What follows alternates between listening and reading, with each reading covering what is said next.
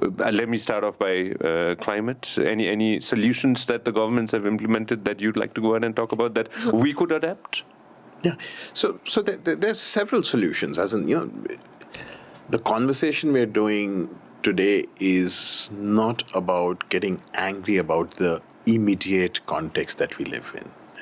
At least the perspective I have is really looking at the broader picture, the bigger picture. And in that, I must say that there are several steps being taken. For instance, I'm coming from, now just taking you back to Kanchanpur. Sure. And we are working, I talked of that community which was which former bonded laborers. They have actually done a nature-based solution for ensuring embankment of a small tributary of a very polluted river. So let's hope that that's going to hold, and that's happened because of what Oxfam does, what our partner Needs does, but also because of the local municipal corporation. So those are government interventions, and you will find many of these interventions across the world. So I started from very micro. Let me take you to a slightly macro. Sure. Or not slightly, that's a big one. If you go back to the 60s, 70s, 50s, we were all making big dams. Really big dams, as in I'm talking of all over the world. Sure.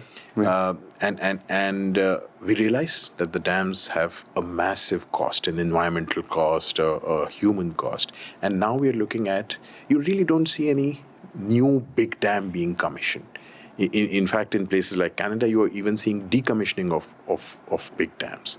That's again a shift, policy shift, because you've recognized what the environmental cost of this level of intervention is.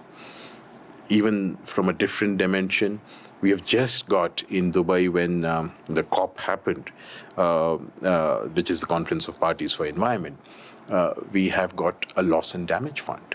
So, the money is very small, we need to do much more, but the recognition by different governments that we are responsible for the damages that communities are going through. So you create a fund. So there's several steps being undertaken. That's how I would look at it. However, the fundamental shifts are not happening.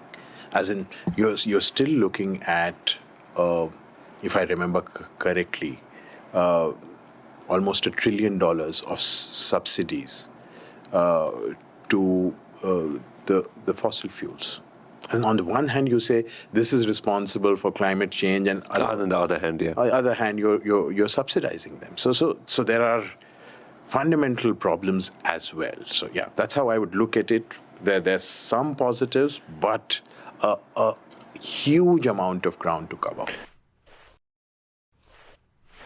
तपाईले हाम्रो clip एकदमै enjoy गर्नुभयो होला। अब पुरै video हेर्नको लागि चाहिँ युट्युबमा सब्स्क्राइब गर्न नबिर्सिनु होला।